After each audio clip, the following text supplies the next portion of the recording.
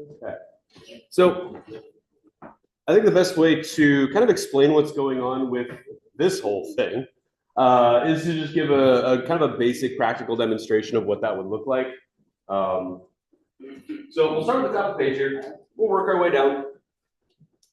And starting with the very top here. So we're going to be solving absolute value inequalities. And when you're solving absolute value inequalities, there are two cases to consider, just like there are two cases to consider with an absolute value equation like we saw yesterday. The two cases can be written as a compound inequality. Compound just means a combination of two inequalities in the same answer. So, get some paper here.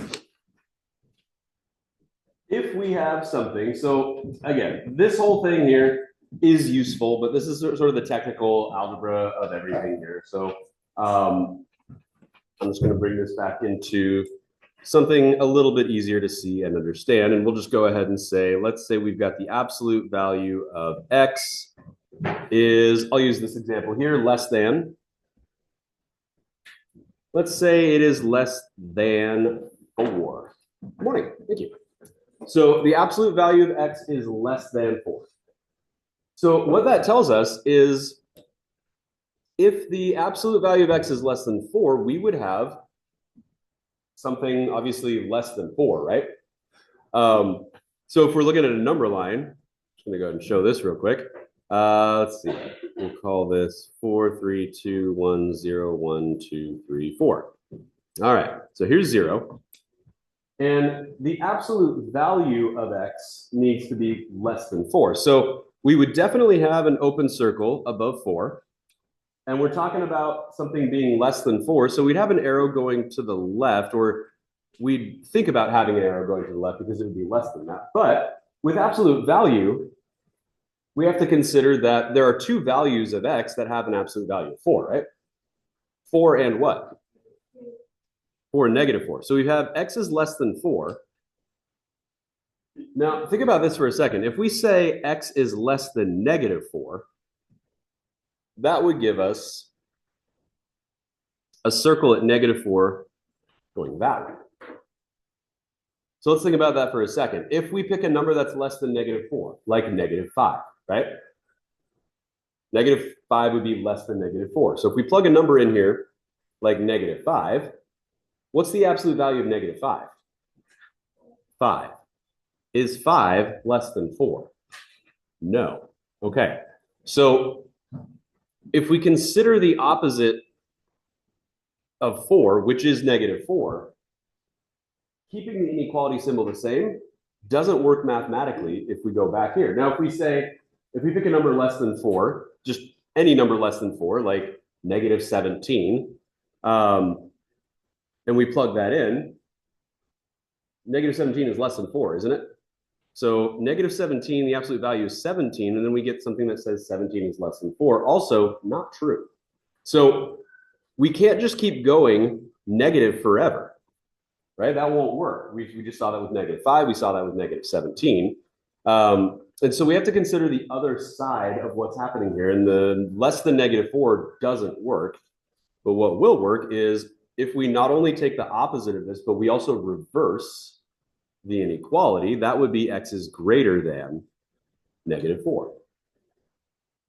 And if we put that over here, that gives us a circle at negative 4. So we basically have two endpoints, negative 4 and positive 4. And what we're saying is any values in between those two actually work with this number here. So any value between positive 4 and negative 4 would be an answer for x. Because if we go to negative 5, that gives us a value of 5, which is not less than 4. If we go to positive 7, 7 is not less than 4. But anything absolute value in between negative 4 and positive 4 works. So the positive case is just the normal thing that we did yesterday. However, the negative or the opposite case, we still use the opposite of whatever it is, but we also have to reverse the inequality. And what it's saying over here is the reason why we have to reverse that inequality is because if you take the opposite of something, and you're trying to get the opposite of this, and we want to still deal with ax plus b. If you take the opposite of ax plus b, To get the ax plus b without the negative, you have to divide both sides by a negative. And when you divide or multiply by a negative in inequality, it reverses the inequality symbol. So the way that we would write our answer here is a couple ways. We could say x is less than 4 and x is greater than negative 4. It's both things at the same time. It has to be both less than 4 and it has to be greater than negative 4 simultaneously. So this is a compound inequality. But if there's a value in between two endpoints, we have another way of writing that. We could write the negative 4 is less than x, which is less than 4. So we can combine those two things because x, any value of x, must be in between 4 and negative 4. So you can write your compound inequality with an and, or you can write it in between the two endpoint values that we have. And it shows that here as well. Ax plus b is less than c, and ax plus b is greater than or equal to the opposite of c, which is what we have right here. Here's our ax plus b is less than c. Ax plus b is greater than opposite of c. Or you could do this. You got your endpoint here, lowest endpoint on the left, highest endpoint on the right, and then whatever your value of x is in the middle. So they both work. Now, if we're talking about the other way around, if you have, let's say the absolute value of x is greater than 3, we're just going to keep things simple here. Absolute value of x is greater than 3. Use a similar number line. 5, 4, 3, 2, 1, 0, 1, 2, 3, 4, 5. 3, 2, 1, here's 0. All right. So if x is greater than, or absolute value of x is greater than 3, that means that, first of all, x must be greater than 3, no matter what. So if you find 3, 1, 2, 3, circle, arrow goes to the right this time, so it's greater than. The other option, well, first of all, if you put in 7 here, absolute value of 7 is 7. 7 is greater than 3. Anything greater actually works. Now, if we were to do the same thing, the same mistake that was made up top, x is greater than negative 3, that means that any value of x that's greater than negative 3, like 0, if we choose 0 real quick, let's think about that. 0 is greater than negative 3. If we plug in 0, the absolute value of 0 is 0. Is 0 greater than 3, though? No, 0 is less than 3. So once again, this doesn't work because the inequality symbol needs to be reversed. X would need to be less than negative 3. Like negative 4. If we choose negative 4, the absolute value of negative 4 is 4, and 4 is greater than 3. But anything in between negative 3 and 3, so here's 1, 2, negative 3. Anything in between negative 3 and positive 3 cannot work with this inequality. If you choose negative 2, the absolute value of negative 2 is 2. 2 is not greater than 3. Any number in between those 2 points doesn't work, whereas any number in between these 2 points did work. So this is the difference between what we're calling an and compound inequality versus an or compound inequality. This one is and because it needs to be both less than 4 and greater than negative 4 at the same time. You cannot have two numbers that are both greater than 3 and less than negative 3 at the same time. You only have an option between those. So it's either greater than 3 or less than negative 3, because there are no numbers simultaneously that work at the same time for that, whereas all of the numbers work simultaneously in between those two. So the answer for this, we would say x is greater than 3 or x is less than negative 3. So that would be an or inequality. All right.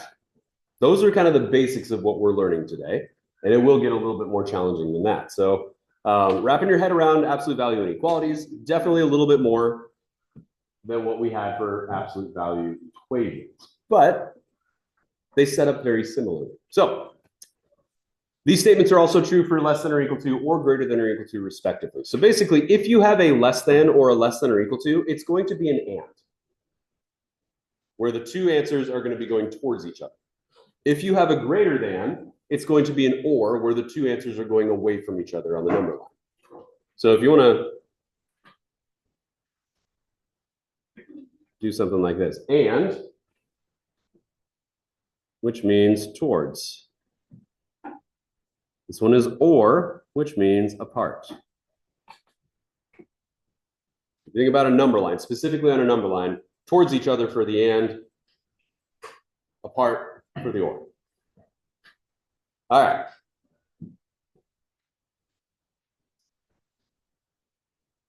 Now that we've gotten that out of the way, all we have left is some math. So feel free to get that written in there. We'll go ahead and jump in and get some notes taken, and hopefully, yeah, it's only 8:13.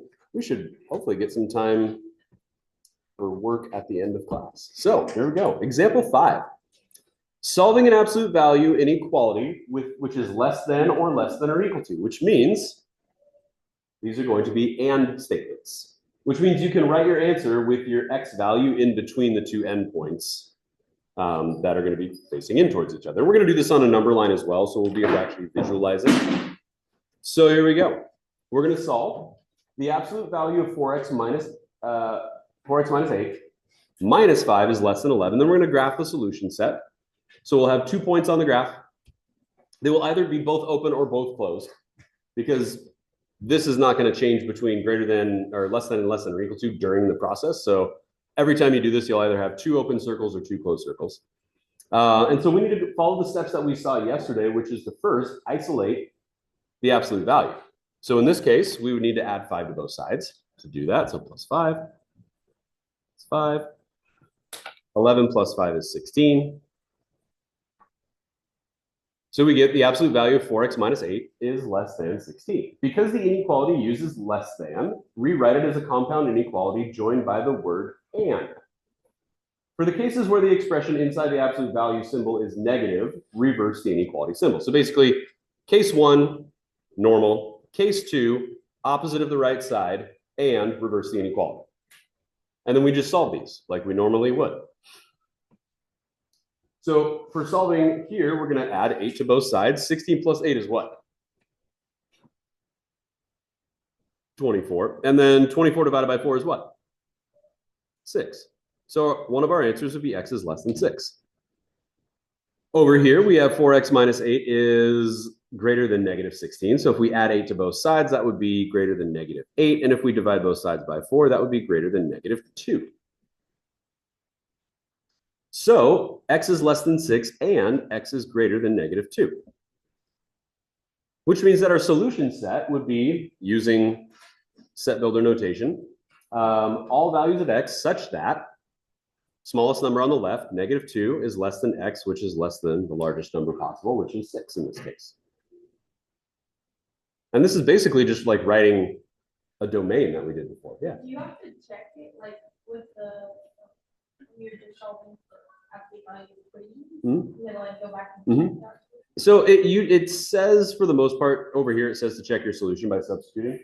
I would definitely recommend choosing a value in between 6 and negative 2, like 0, back into the original inequality, which is a pretty easy thing to do here. 4 times 0 is 0. 0 minus 8 is negative 8.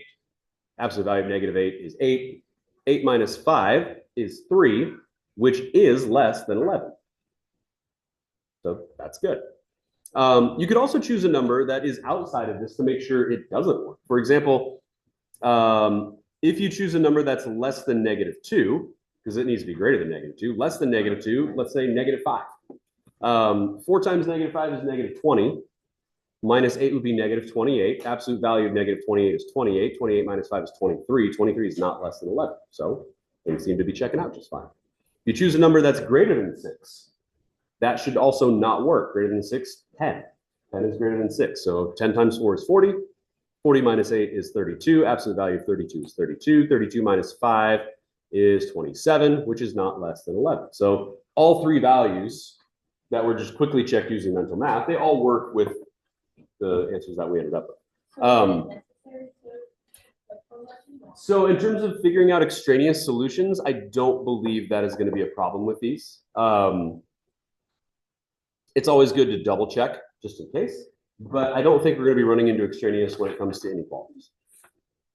Now, there is another way to solve this.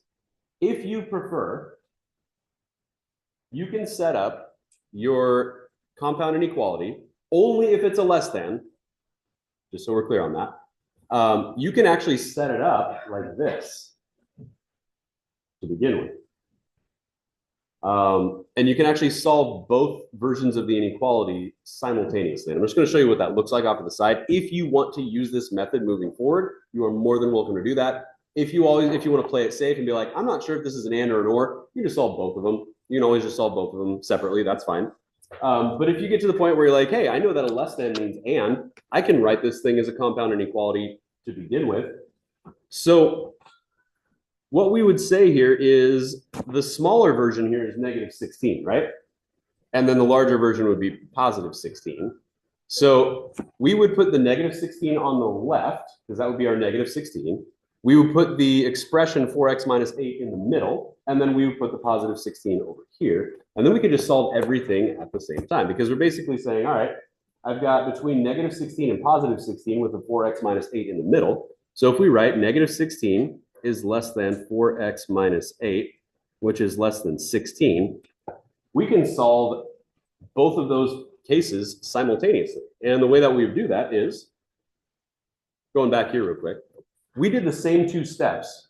We added 8 to both sides and we divided by 4 on each side, right? Like there wasn't any difference in terms of the steps to solve. It was the same steps all the way through. So why not just do them both at the same time? So if we add 8 here, that means we would add 8 here and we would add 8 over here. Negative 8 and 8 cancel. Negative 16 plus 8 is negative 8. That'll be less than 4x because the negative 8 canceled in the middle. And then 16 plus 8 is 24. And then to get x by itself, we divide by 4 with everything. 4 is canceled. Negative 8 divided by 4 is negative 2. 4 divided by 4 is 1, so that gives us x, and 24 divided by 4 is 6. And that's the compound inequality answer right there. So if it's a less than, if it's an and statement, you can set up your compound inequality as a single compound inequality without separating them out using the word and. You can just do it all at the same time and solve it all at the same time. You don't have to, but it is an option. So, and that's our negative 2 is less than x, which is less than 6. It just ends up being written in that form, which can be convenient if you remember that's something you can do. All values of x between negative 2 and 6 satisfy the original inequality. The solution set represents the interval between two numbers. Because the negative symbol or less than symbol indicates that negative 2 and 6 are not solutions, graph the endpoints using circles, then shade the interval from negative 2 to 6. So negative 2, 6, line in between them. That's what it looks like on a number line. Right there.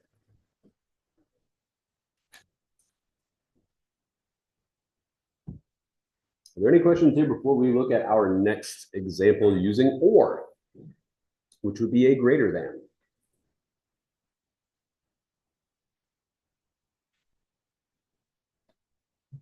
Okay. Let's move on then. Number 6. We're going to solve the absolute value of 6x plus 3 divided by 2 plus 5 is greater than or equal to 14. So again, we have to isolate the inequality, the absolute value first, not the inequality, the absolute value. So we're going to get rid of the 5 by subtracting 5 from both sides. 14 minus 5 is 9. We also have to get rid of the division of 2 because the absolute value is kind of trapped up on the numerator. So if we multiply both sides by 2, that'll cancel out 2's on the left, and then 9 times 2 would be 18 over here.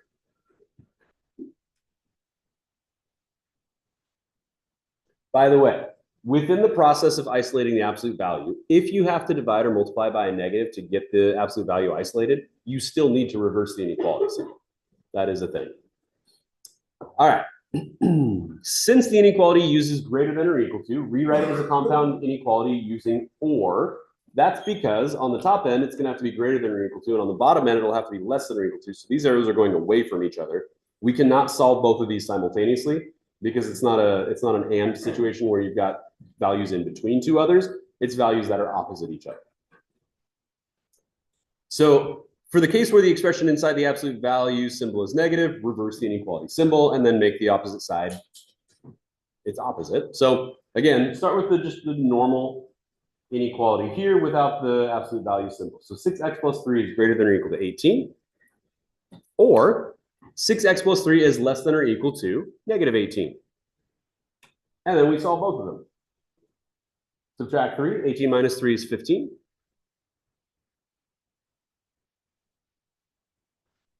And if we divide each side by 6, that would be x is greater than or equal to 15 sixths. However, 15 sixths reduces because those are each divisible by 3. 15 divided by 3 is 5. And 6 divided by 3 is 2. So that would be 5 halves.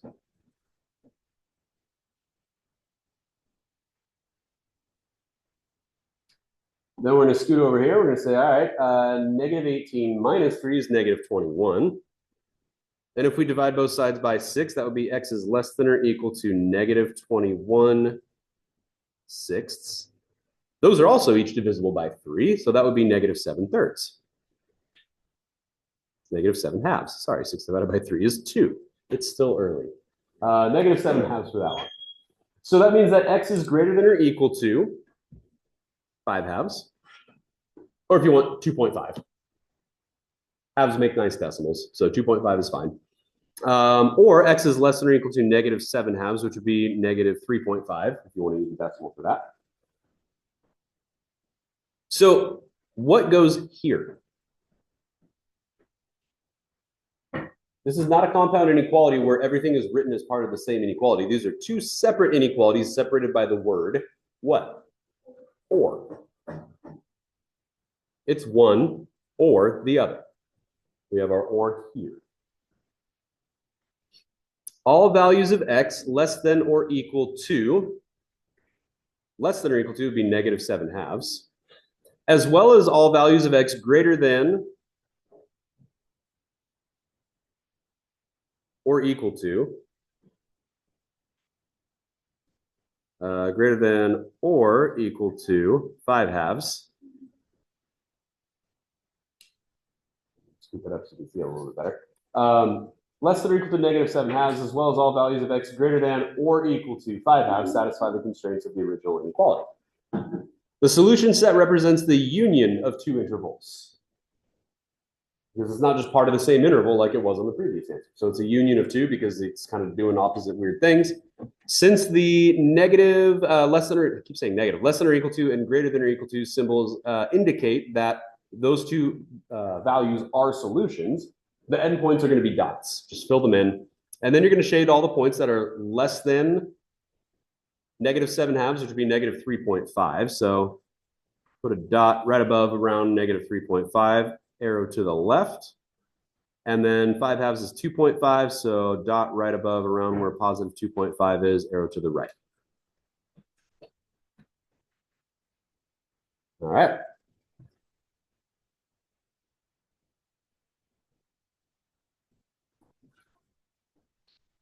Let's do some more practice down here. I'm gonna have to kind of spread out the work here. I'm gonna put it on the paper just so you can actually see what's going on with it. And I'm gonna label these lowercase a, lowercase b, lowercase c, lowercase d. So we got four problems that we're working out. There are 6 possibilities down here, so 2 of these will not be used.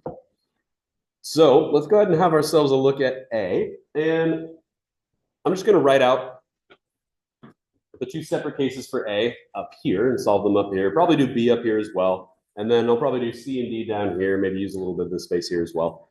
So the first thing we need to do is let's just go ahead and get the absolute value isolated first. So what would be our first step for isolating this absolute value?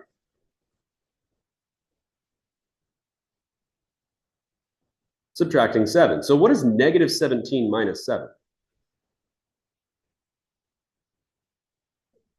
Negative 24. All right, so A, I'm just going to go all the way to the top here. We're going to write negative 8 times absolute value of x plus 14 is greater than or equal to negative 24. Now we still need to isolate our absolute value, so what's our next step?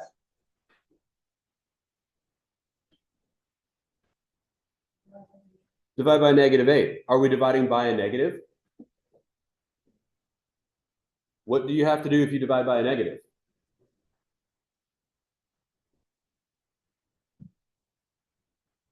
With inequalities, what do you have to do if you divide by a negative or multiply by a negative? Reverse the symbol, yeah.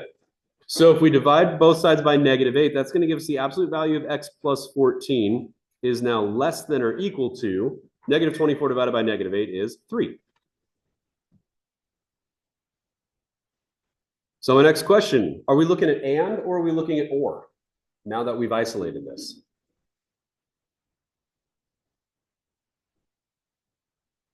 And. This is an and inequality. We could solve this all at the same time using a compound inequality, or we could just write them separately and use the word and. I'm going to write them separately and use the word and because that's kind of what it shows. If you prefer combining it all together, that's totally fine. But we're going to go with the kind of regular version here. So that'll be x plus 14 is less than or equal to 3, and x plus 14 is greater than or equal to -3. Those are our two cases that we're solving for.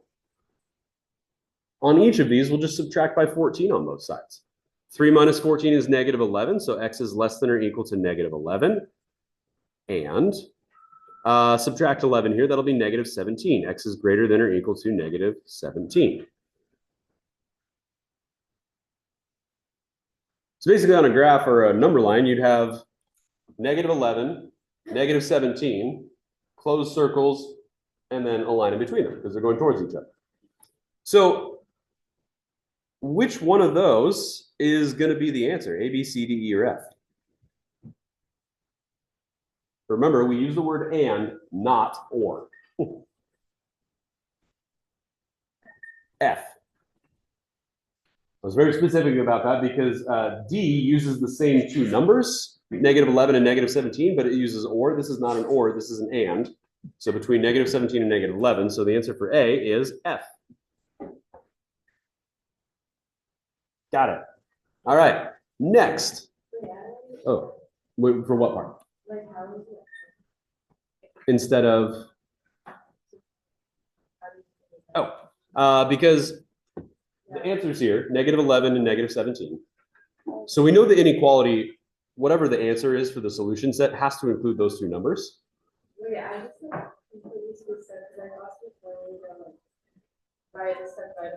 Yeah, you got this one here? Okay, so we just solve them, subtract 14 from each of them. Yeah. Why is like on the x plus 14? What's what? Like why is 1 besides x is less than or equal to -11, but the other like x is greater?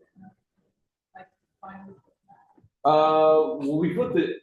We flipped from, so here's the normal one, right? Yeah. Just x plus 14 is less than or equal to 3, right here. And then the second version of it is always going to be the opposite and the opposite. Oh, okay. Yeah. The opposite and opposite. Because if we don't flip this, that was like what we were doing at the very beginning of the lesson when just writing on the paper. It doesn't end up working. That would be like taking, that'd be like taking -6 here. If we didn't reverse the inequality symbol, if we take -6, that becomes 6 when you take the absolute value. 6 is not less than 4. So it doesn't actually work with the inequality if you don't reverse the inequality symbol for your second case. Okay.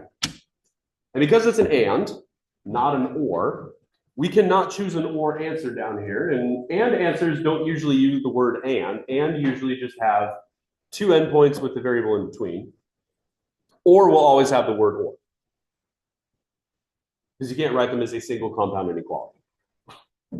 So F is the answer for A. Let's take a look at B. For B, we have to isolate our variable here, or isolate our absolute value. So we're going to add 10 to both sides. That'd be 16, right? And then we have to multiply both sides by 3. After that, what's 16 times 3?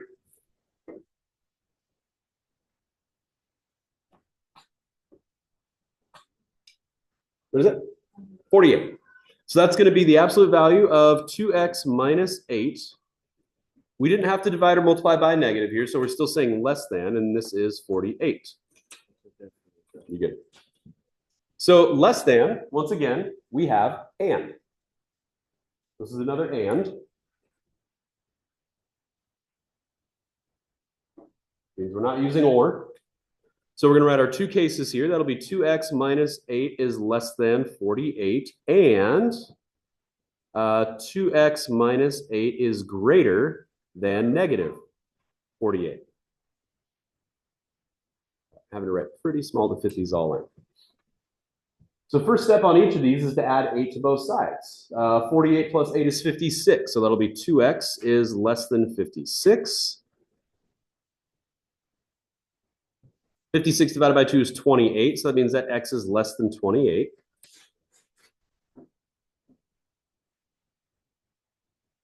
And then if we go over here, if we add 8 to both sides, that'll give us negative 40. So 2x is greater than negative 40.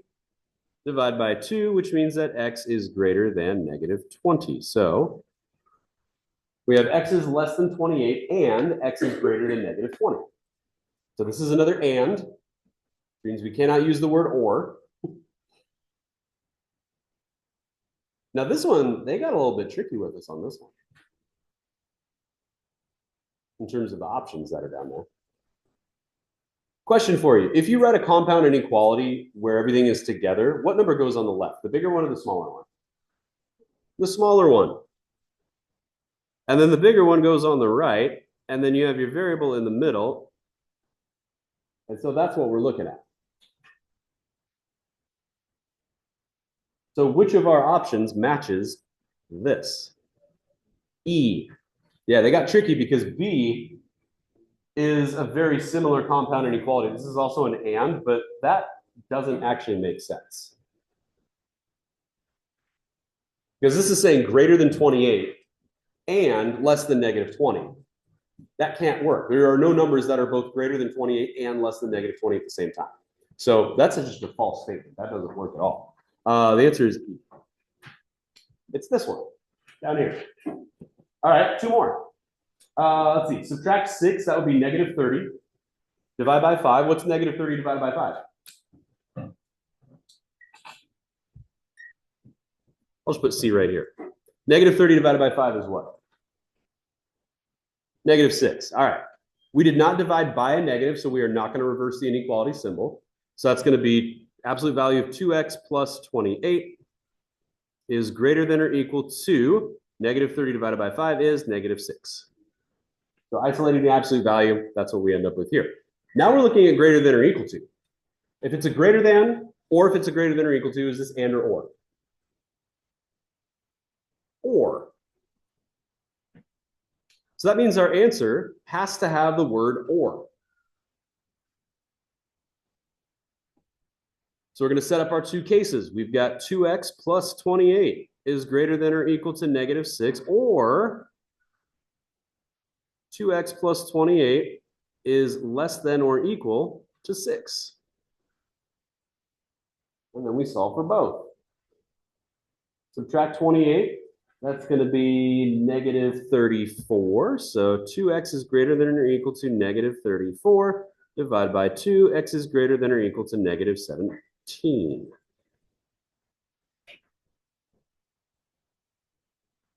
Over here, we'll subtract 28. What's 6 minus 28?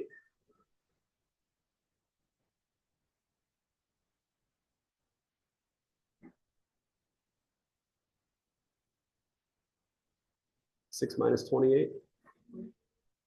Negative 22. So 2x is less than or equal to negative 22. Divide by 2, x is less than or equal to negative 11. So we've got x is greater than or equal to negative 17, or x is less than or equal to negative 11. Which one matches? Which one has those 2 numbers in the word or? D. The answer is D. All right, last one. Here we go. Are there questions so far? I know we're going fast. Just want to make sure we got some time to work, but I don't want to go so fast that we're not really understanding what's happening. So we need to go back and check anything before we move on. Okay. Last one, D. Add 13 to both sides. 5 plus 13 is 18. Multiply both sides by 4. What's 18 times 4?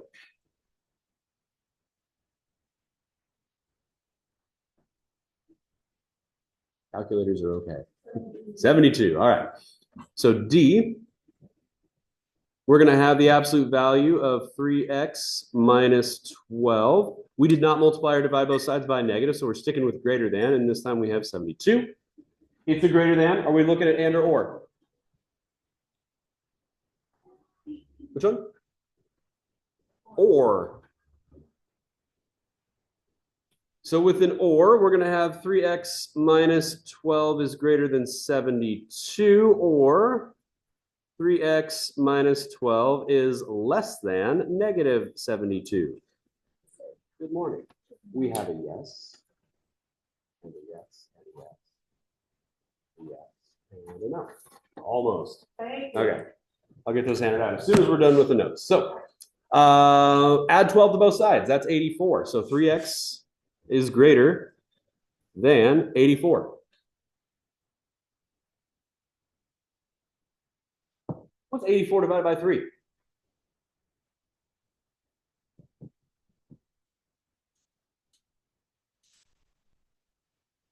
28. X is greater than 28. Or negative 72 plus 12 would be negative 60. So 3x is less than negative 60. That means that x is less than negative 20. So we're looking for the word or. We're looking for inequalities of x is greater than 28. And we're looking for the other inequality of x is less than 20. A, B, C, or D? C. That one matches. All right. We did not use A. We did not use B. We used all the other ones. C, D, E, and F. All right. Questions before we look at the last page? We're almost done. Getting close. All right. Flip it over. Example 7. Lots of words, but it's only one problem, so that's kind of nice. Here we go.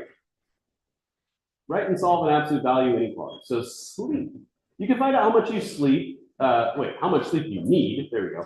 By going to sleep without turning on an alarm. Once your sleep pattern is stabilized, record the amount of time you spend sleeping each night. The amount of time you sleep plus or minus 15 minutes is your sleep need.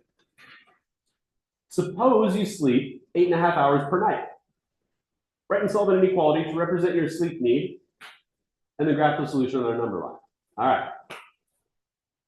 First thing we need to do is write an absolute value inequality to represent the situation. So the difference between your actual sleep and the amount of time you sleep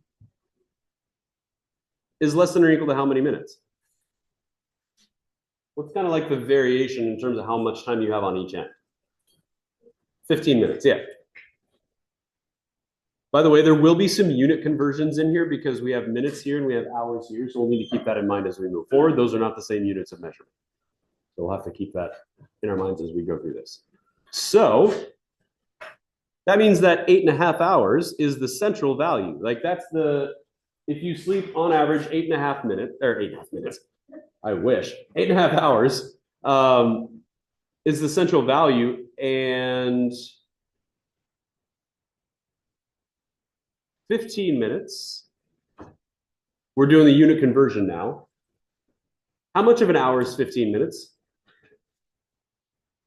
A quarter. As a decimal, 0.25, yeah. So 0.25. 15 minutes is 0.25 of an hour, is the acceptable range. So you could sleep for as little as 8.25 hours or as many as 8.75 hours. So 8 hours and 15 minutes up to 8 hours and 45 minutes or any of the values in between. So think about that for a second. If you have a range of values and any amount of value in between them is acceptable, would that be an and or? That would be an and. So you can kind of reason your way through this. Hey, what kind of numbers actually make sense here? Well, there's a range of values in between two endpoints that actually make sense, which means we're going to be looking at a less than or a less than or equal to in terms of our absolute value inequality. So you can kind of start to like think about the scenario in terms of what makes sense. And then you can kind of work backwards to figure out which of the two types of absolute value inequalities do I need? Well, it's going to be an and it's going to be a less than or equal to, and it shows us that right here as well. So the difference between your actual sleep need, N, And 8.5 hours is 0.25. So let n equal your actual sleep need. And so if you take your actual sleep need and you subtract 8.5, you should be within 15 minutes or 0.25 of an hour. That's our inequality. By the way, that's a super similar inequality to the one that we had yesterday with the football question. This is an and compound inequality. And now the nice thing about this is that it's actually a really simple one to solve.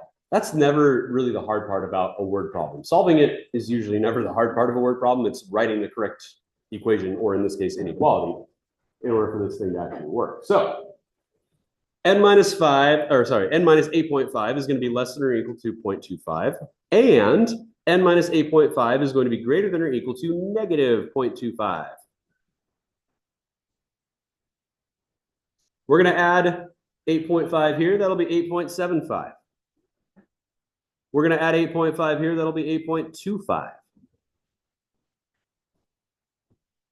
The solution set represents the interval between the two numbers. So since the less than or equal to and greater than equal to indicate that blank and blank are solutions, 8.25 and 8.75. The two endpoints are solutions, 8.75. I'm just going to do the smaller one first because that's usually how we end up writing it. Graph the endpoints of the interval on a number line using dots, then shade the interval between, all right, 8.25 and 8.75. We'll write those numbers again. All right, so 8.25 dot 8.75 dot line in between them. This means that you need between 8.25 and 8.75 hours of sleep per night, inclusive, meaning you can actually sleep the same amounts as the endpoint set. Okay, that's our second to last question. We have one more. I want you to try this last one on your own.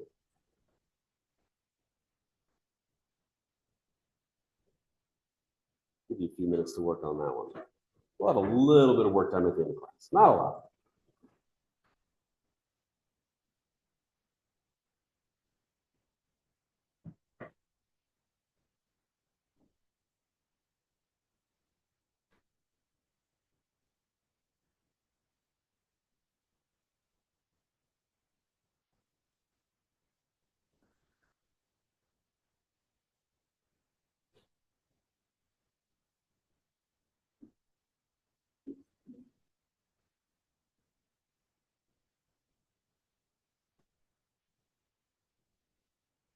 So read the scenario. Think about how the answers might match up with an and or an or.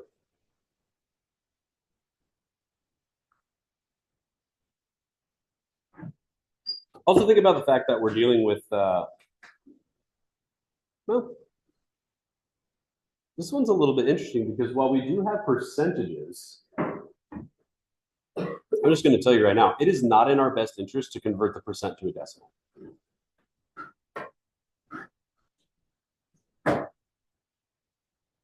Because this says 3 percentage points.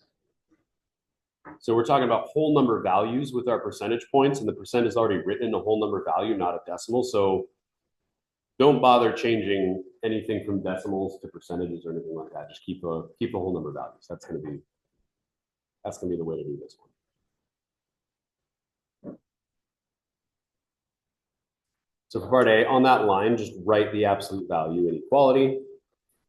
You can solve it on the left and then write your answer back down at the bottom.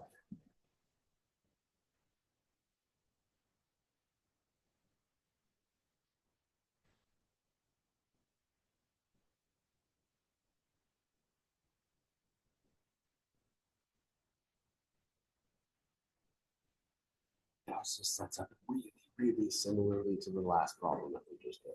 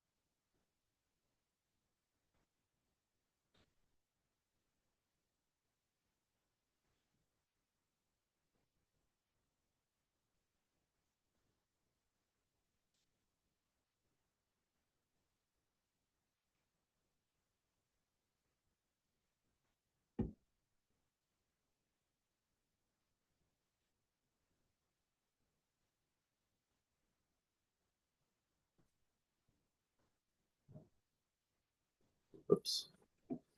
Let me change the number there. All right.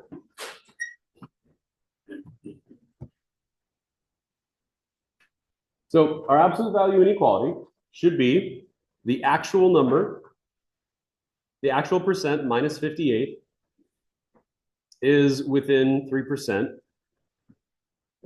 And so if you solve it, you're going to get x minus 58 is less than or equal to 3, and x minus 58 is greater than or equal to negative 3. So if we add 58 to 3, that gives us 61. I don't know why I thought it was 62. If we add 58 to negative 3, that'll give us 55, so greater than or equal to 55.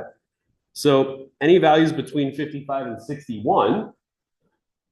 So that means that the actual percent of American adults who eat out at least once a week is between 55 and 61%. So I just wrote that as an inequality and as a sentence just to describe what was going on. Any questions on that? All right. We have almost 10 minutes. Well, about 8 minutes, 7 minutes left. So your assignment, I showed it to you yesterday. It was 1 through 41 odds.